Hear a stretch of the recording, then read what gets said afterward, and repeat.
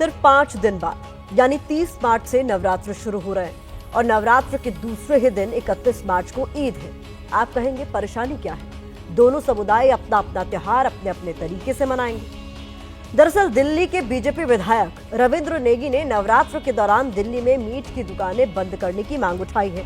उनकी दलील है कि इस बार मीठी ईद है तो सेवैयां खा के मनाइए, मटन खाने की क्या जरूरत है। सवाल यह है कि कौन क्या खाएगा ये कोई दूसरा कैसे तय कर सकता है। देश में अब क्या खाएं, कब खाएं, इसको लेकर किसी तरह का कोई कानून नहीं है।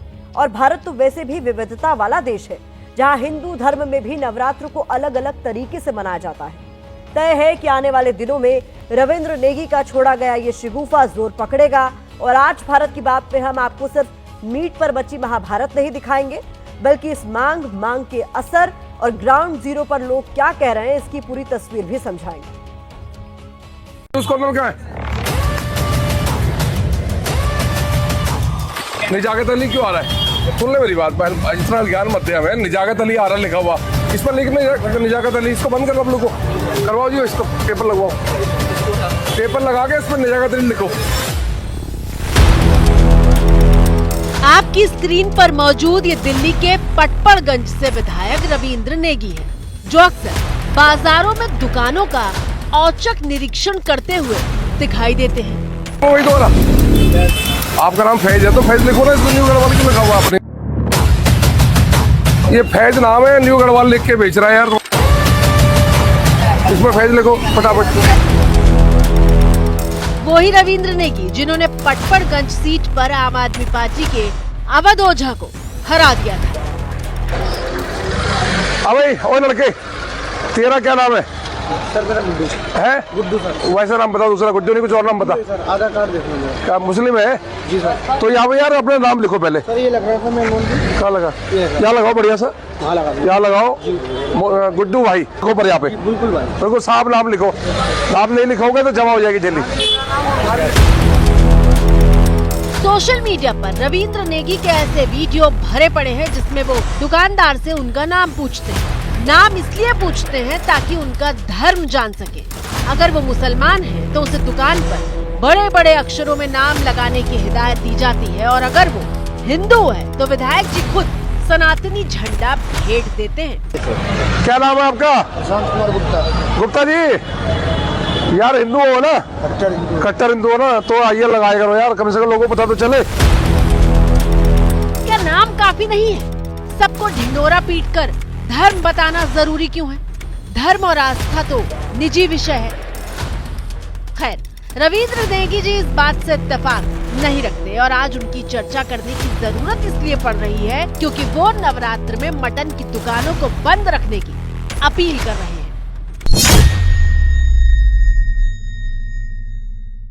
साल में 2 बार नवरात्रे आते हैं। हम हिंदू लोग हैं, सनातनी लोग हैं। 27 साल बाद सरकार आई है, तो कम से कम हम ये चाहेंगे कि नवरात्रों के पावन व्रत में मंदिरों के आगे दुकानें मास्क की बंद रहे। इसके लिए डीएम साहब को पत्र लिखूंगा, इसके लिए मैं डीसी साहब को पत्र लिखूंगा, और कम से कम पहले तो पूरी दिल्ली में हो, अगर नहीं तो मेरी विधानसभा में मास्क की दुकान बंद रहे। ये मैं पूरी कोशिश करूँगा।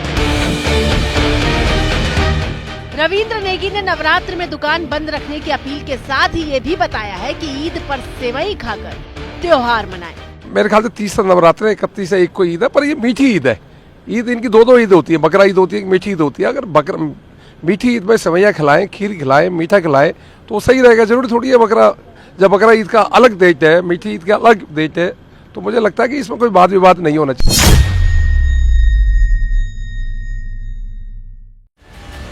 दुकानें बंद करने के पीछे रविंद्र नेगी 27 साल बाद दिल्ली में बीजेपी की सरकार आने का तर्क पेश कर रहे हैं, जबकि आम आदमी पार्टी नेगी से पूछ रही है कि वो नॉनवेज खाते ही क्यों हैं। मैं रवि नेगी जी को ये सलाह दूंगा कि आप नॉनवेज छोड़ दीजिए। ऐसा क्यों कि नवरात्रों में नहीं खाएंगे आप, या मंगल को ही नहीं खाएंगे? आपको खाना ही नहीं चाहिए, किसी भी दिन ना खाएं। क्यों खाना चाहते हैं वो? भाई भगवान तो हर रोज है। बुध को क्यों खाना चाहते हैं? बृहस्पति को क्यों खाना चाहते हैं? ना ही खाएं। अब कैलेंडर पर तारीख भी देख लीजिए। रविंद्र नेगी की मांग पर विवाद इसलिए भी हो रहा है क्योंकि 30 मार्च से नवरात्र शुरू हो रहे हैं, जबकि 31 मार्च को देश भर में ईद मनाई जाएगी। जब हम गंगा जमुना तहजीब की बात करते हैं, जहाँ हम भाईचारे की बात करते हैं, जब हम हर धर्म की तहजीब और ढंग से उसका सम्मान करेंगे तो देश मजबूत होगा। तो मुझे लगता है कि सभी को मिलकर जब नवरात्रे आ रहे हैं तो उनकी इस इच्छा जो है हिंदुओं की के भी धर्मों का मान सम्मान करना चाहिए। ये बिल्कुल विशुद्ध रूप से आस्था का विषय होता है। अगर किसी दुकानदार को लगता है उसे बंद रखना चाहिए, वो बंद कर ले, लेकिन इसका निर्णय रवि नेगी नहीं करेंगे या भाजपा के विधायक जो हैं वो नहीं करेंगे। दुकान बंद होने के बजाय उनकी जुबान बंद होनी चाहिए। मुझे ऐसा लगता है कानून के साथ आगे बढ़ना चाहिए, लॉ एंड ऑर्डर को हाथ में नहीं लेना चाहिए। जिसने बंद रखना होगा वो स्वयं रखेगा।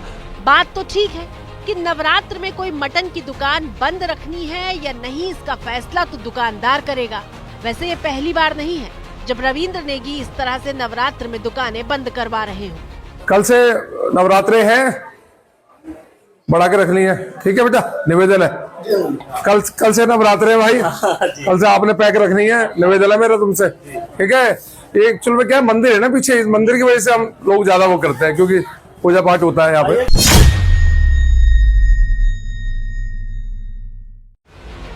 पिछले साल की तस्वीरें देखिए जब नवरात्र में रविंद्र नेगी मटन दुकानदारों का दरवाजा खटखटाकर उन्हें याद दिला रहे थे कि 10 दिन के लिए दुकान बंद रखनी है। नमस्कार, क्या हाल है भाई? कल से नवरात्रे हैं, ठीक है ना। कल से दुकान पैक कर देना, आराम से साफ सफाई करके दशहरे में खोलना, दशहरे की बात, ठीक है। दशहरे के बाद खोलना, हर बार बंद कर देते हो ना आप लोग, और कोई परेशानी तो नहीं है किसी प्रकार की?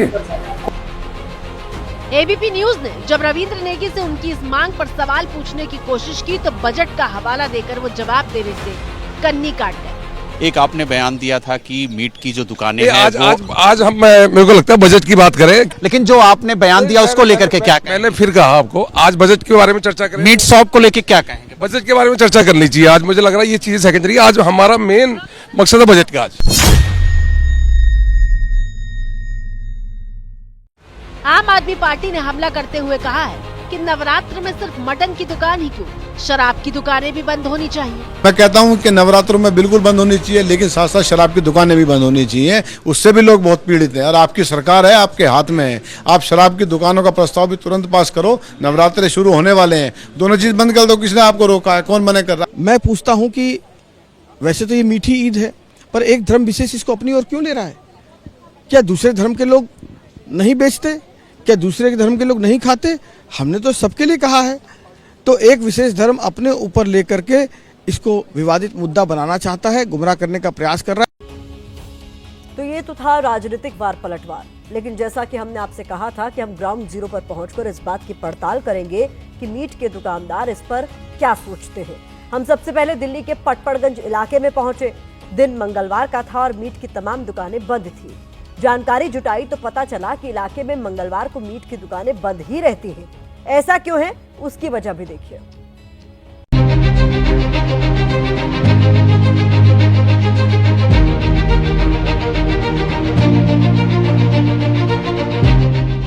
पटपड़गंज इलाके में मंगलवार को मीट की दुकानों पर ताला रहता है क्योंकि विधायक रविंद्र नेगी ने इलाके के व्यापारियों से ऐसा करने का निवेदन किया था।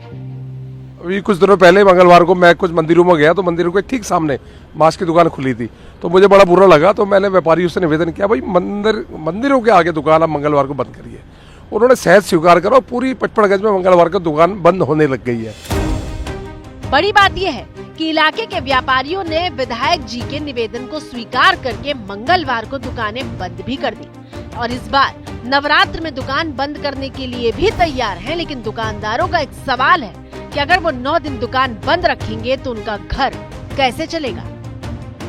इनकी सरकार हमको गारंटी दे दे कि हम 1000 रुपए रोज देंगे उसको, जितनी उसकी झाड़ी है हम बंद कर देंगे, जो भी बेच रहा हो। व्यवस्था होनी चाहिए, व्यवस्था होनी चाहिए ना। अगर तुम 9 दिन बंद करवा रहे हो तो उसको कुछ दो तो, जिससे कि वो बंद करके घर बैठे खाएगा। उसको क्या जरूरत है दुकान खोलने की? 9 दिन के पैसे दे दो उसको। भाई साहब ये गलत फैसला है, ये गलत फैसला है। ये फैसला अभी क्यों हुआ? पहले भी होना चाहिए था। पहले भी हम ही लोग थे, कोई बाहर से आए नहीं, हम ही लोग थे। आपकी भी दुकानें हैं? हाँ, हमारी खुद मीट की दुकान है। अब हम खुद जा रहे 10 दिन बाद गाँव। अब त्यौहार मना के गाँव जाएंगे, फिर आके वहाँ से बेचेंगे। क्या करें, हमारा तो नुकसान हो गया। ये अब 9 दिन बताओ दुकान बंद करा दोगे? किसी के बच्चे हैं, बेबी स्कूल की फीस भरनी है, इतनी महंगाई हो रही है, कहाँ से भरेगा वो? 9 दिन घर पे बैठेगा, क्या करेगा? जिसका काम ही वो है नॉन वेज का, वो क्या करेगा? अब क्या काम करे, हमें तो समझ में नहीं आ रहा। बैटरी रिक्शा भी हमारा बंद कर दिया, क्या करें बताओ। जो दुकानें हैं वो आप लोग नवरात्र में बंद कर देते हैं अमूमन? कर दिया भाई साहब, अब तो डर से कर दिया बंद। हाँ, हमें तो डर लग गया भैया कहीं हमें बंद ना कर दे, जो हमारे बच्चे घर में वो रोड पे आ जाएंगे। अब तो कर दिया हमने डर से बंद।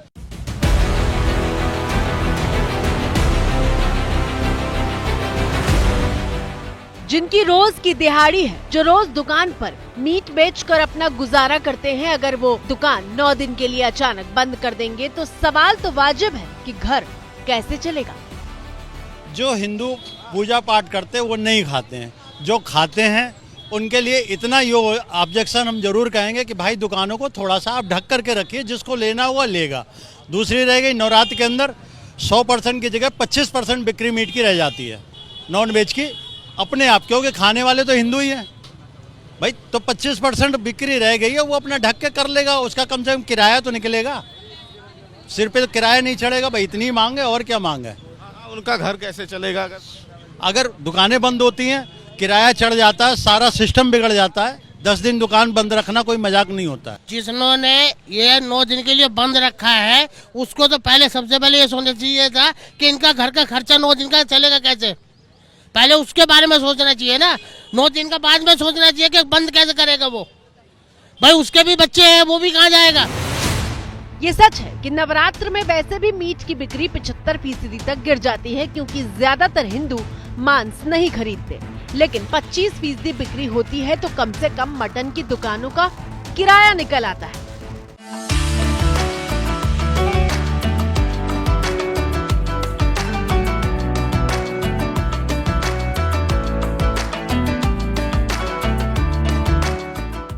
रमजान का पाक महीना चल रहा है, जब मुसलमान रोजे पर हैं और पानी तक नहीं पीते। नवरात्र पर मीट की दुकानों को बंद रखने की बात पर वो सवाल पूछ रहे हैं कि रमजान के महीने में शराब की दुकानें बंद क्यों नहीं होती। जब बंद करना तो ठेकों को बंद करो। जैसे नवरात्र में 7 दिन के पवित्र माना जाता है, उसमें फास्ट रखते हैं सब, है ना। हमारा तो 1 महीने का होता है, जब भी दारू तो रोज बिकती है ना। करना है तो दोनों पक्ष में करो ना, मुसलमान को क्यों टारगेट कर रहे हो। अगर तुम ऐसी बात है, 1 महीने का रमजान है, हमारे अभी रमजान चल रहे हैं, ठेके बंद कराओ, दारू के शराब बिक्री है खुला, हमारी आस्था है। नवरात्र में मीट की दुकानें बंद करने का मुद्दा सिर्फ दिल्ली तक सीमित नहीं है, वाराणसी में भी बिल्कुल ऐसी ही मांग की गई है। काशी में नवरात्र में जो है मांसाहार का निषेध होना चाहिए। अगर हम जाएंगे और रास्ते में मीट मांस है फेंका हुआ है, गिरा हुआ, या फिर दुकानें हैं, तो बड़ा ही मन द्रवित हो जाता है। तो ये 9 दिन तो बंद होना ही होना चाहिए ना। 9 दिन जो है हम सनातनियों की आस्था को ध्यान में रखते हुए जो है मांस और मछली पर जो है पूरे शहर में प्रतिबंधित किया जाए। दिल्ली के पटपड़गंज से शुरू हुई मीट पर महाभारत का शोर झारखंड की राजधानी रांची तक सुनाई देने लगा है। इंटरनेशनल के पटल पर हम लोग हास्यास्पद हम लोग को बना दिया हिंदुस्तान को भाजपाइयों ने। खाना क्या है भाई, जिसको खाना खाए, नहीं खाना मत खाए। अब इसकी मांग कर रहे हैं, क्या दिखाना चाह रहे हैं। वेजिटेरियन है ठीक है, नॉन वेजिटेरियन है ठीक है, कहीं भी चले जाइए, ये तो मुद्दा नहीं होना चाहिए। इरफान जी का मैं क्या कहूँ, इरफान जी ही हैं। और इरफान जी को मैं एक ही चीज़ कहना चाहता हूँ कि भाजपा जो कह रही है वो करती है। तो इरफान जी रोड़ा नहीं अटका, रोड़ा नहीं बने। कुल मिलाकर इस बात के पूरे संकेत मिल रहे हैं कि देश के अलग अलग कोनों में नवरात्र तक महाभारत शुरू हो जाएगी और हिंदू ब्रिगेड के बीच मीट की दुकानों पर बैन लगवाने की होड़ मच जाएगी। लेकिन एक सच ये भी है कि इसी देश में नवरात्र के मौके पर कई मंदिरों में पशुओं की बलि दी जाती है। पश्चिम बंगाल से लेकर असम तक कई राज्यों में बलि की प्रथा है। पश्चिम बंगाल में तो काली पूजा पर बकरे की बलि दी जाती है।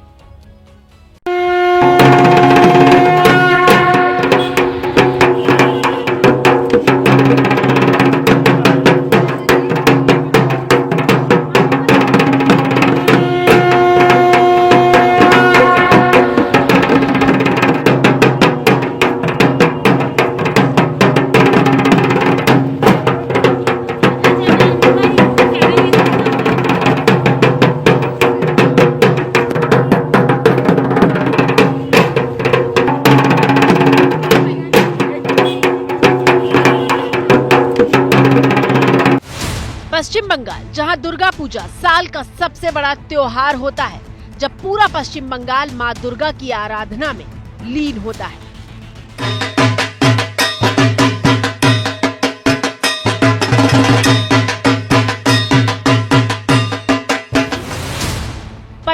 भीड़ होती है और इन पंडालों में मांस मछली किसी चीज से परहेज नहीं होता।